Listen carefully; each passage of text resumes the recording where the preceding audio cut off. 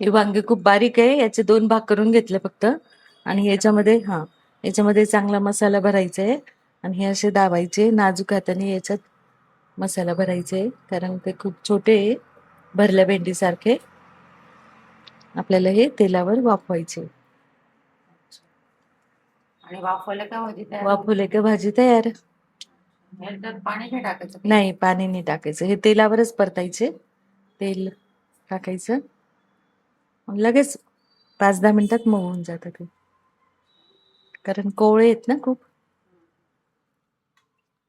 असे हे सगळे भरून घ्यायचे आणि तेलामध्ये जिरं मोहरी तडतडली का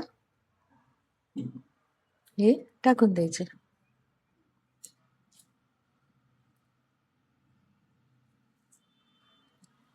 या मग वांग्याची भाजी खायला.